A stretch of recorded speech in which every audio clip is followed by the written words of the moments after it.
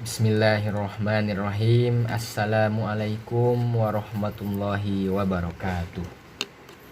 Alhamdulillahirabbil alamin wa bihi nasta'inu ala umuri dunya waddin wa ala alihi wa ashabihi ajmain. Amma ba'du.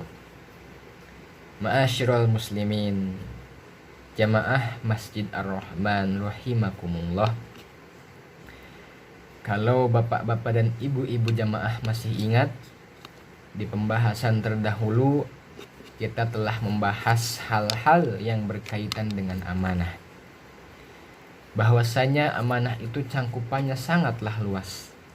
Ada amanah yang berkaitan dengan kewajiban kita kepada Allah yang disebut dengan hablum minallah, yaitu menjalankan syariat Islam.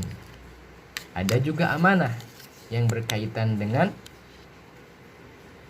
kewajiban kita antar sesama manusia, yakni hablum minan nas. Nah, di kesempatan yang berbahagia ini, marilah kita sama-sama membahas tentang bagaimana cara kita menjalankan kedua amanah tersebut. Jamaah Masjid Ar-Rahman rahimakumullah, untuk menjalankan amanah yang berkaitan dengan kewajiban kita kepada Allah, yakni ketika kita beribadah kepadanya, harus memenuhi dua syarat pokok. Syarat yang pertama adalah ikhlas, dan syarat yang kedua, ibadah kita harus sesuai dengan yang dicontohkan oleh Rasulullah Shallallahu Alaihi Wasallam. Nah, maka untuk memenuhi syarat ikhlas ini, ketika kita beribadah, kita tidak boleh mengharapkan sesuatu apapun dari makhluk lain. Ketika kita beribadah, yang kita harapkan hanyalah ridho dari Allah Subhanahu wa Ta'ala semata.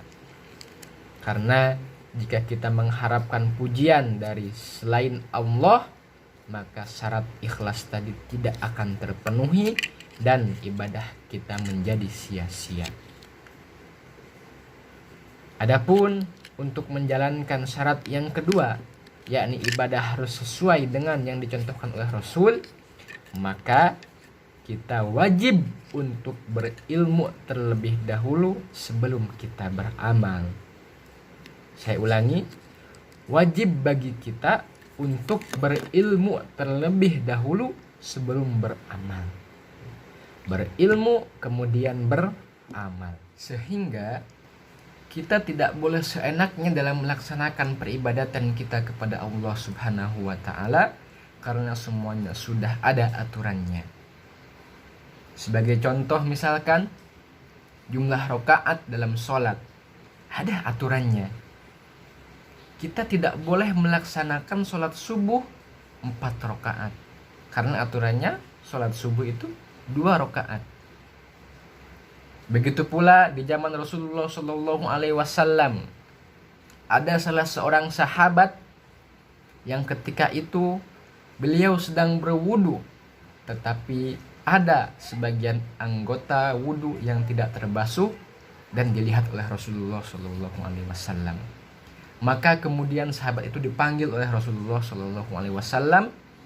Kemudian Rasul menyuruh sahabat itu untuk mengulangi kembali wudunya, karena wudunya tidak sempurna.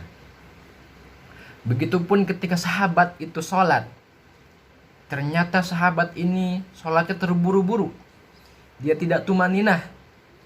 Ketika sahabat itu selesai sholat, Rasul pun memanggil sahabat itu dan menyuruh sahabat itu untuk kembali mengulangi sholatnya.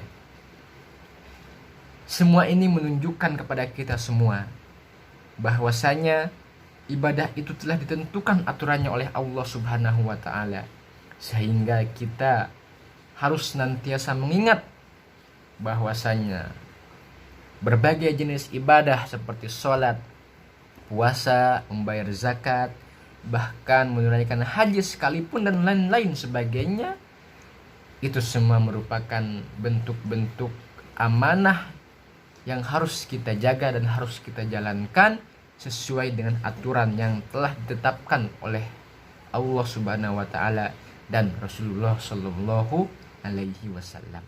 Demikian tentang bagaimana cara kita menjalankan amanah yang berkaitan dengan kewajiban kita kepada Allah, yakni harus memenuhi 2 syarat. Yang pertama ikhlas, dan yang kedua harus sesuai dengan yang dicontohkan oleh Rasulullah Shallallahu Alaihi Wasallam. Adapun selanjutnya adalah amanah yang berkaitan dengan kewajiban kita antar sesama manusia. Maka dalam hal ini Allah Subhanahu wa taala berfirman dalam Al-Qur'an surat An-Nisa ayat ke-58. A'udzu billahi minasyaitonir rajim. Bismillahirrahmanirrahim. Innallaha ya'murukum an tu'addul amanati ila ahliha wa idza hakamtum bainan nas an tahkumu bil adl. Innallaha ni'ma ya'izukum bih. Innallaha kana sami'an basira. Yang artinya sesungguhnya Allah menyuruh kamu menyampaikan amanat kepada yang berhak menerimanya, dan menyuruh kamu apabila menetapkan hukum di antara manusia supaya kamu menetapkan dengan adil. Sesungguhnya Allah memberi pengajaran yang sebaik-baiknya kepadamu. Sesungguhnya Allah adalah Maha mendengar lagi Maha melihat. Maka hadirin sekalian, rumus inti dari menjalankan amanah yang berkaitan dengan sesama manusia adalah hendaknya kita menginginkan kebaikan terjadi kepada orang lain, sebagaimana kita menginginkan kebaikan tersebut terjadi kepada diri kita sendiri. Maka lebih lanjutnya Rasulullah Shallallahu Alaihi Wasallam bersabda yang artinya, tidaklah sempurna iman salah seorang dari kalian sampai dia mencintai saudaranya seperti dia mencintai dirinya sendiri. Hadis riwayat Muslim. Sehingga hadirin sekalian, seseorang yang bermuamalah dengan orang lain, dia harus berlaku jujur, harus amanah, tidak boleh ia berkhianat. Sebagai contoh, dalam hal jual beli, seorang penjual dia harus amanah, tidak boleh menyembunyikan cacat barang, atau dia meninggikan harga jual padahal harga jualnya sangatlah murah, sehingga itu merugikan si pembeli. Begitupun sebaliknya, si pembeli tidak boleh berlaku curang. Curangnya si pembeli adalah menunda-nunda pembayaran, padahal dia mampu membayar barang tersebut dengan segera, tetapi malah menunda-nunda sehingga merugikan si penjual. Dalam hal sewa menyewa juga sama. Tidak boleh si penyewa barang yang menyewakan barang yang tidak sesuai dengan yang diinginkan oleh si penyewa. Si penyewa pun harus menjaga barang-barang yang disewanya tersebut dan jangan sampai rusak. Karena kalau rusak berarti dia tidak amanah terhadap barang yang ia sewa. Dan tentunya masih banyak contoh-contoh lainnya yang tentunya tidak akan kita bahas di kesempatan hari ini. Maka kesimpulan pembahasan kita pada kesempatan yang berbahagia ini, di dalam menjalankan amanah yang berkaitan dengan kewajiban kita kepada Allah harus memenuhi 2 syarat pokok.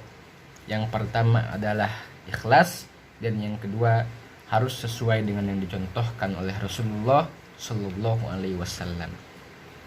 Adapun menjalankan amanah yang berkaitan dengan kewajiban antar sesama manusia, maka rumus intinya adalah hendaknya kita menginginkan saudara kita mendapatkan kebaikan sebagaimana kita pun ingin mendapatkan kebaikan tersebut. Mudah-mudahan kita semua diberikan kekuatan oleh Allah Subhanahu wa taala di dalam menjaga dan menjalankan amanah tersebut. Amin ya Allah ya rabbal alamin. Akhirul kalam, wabillahi taufiq wal hidayah, waridho wal inayah. Assalamualaikum warahmatullahi wabarakatuh.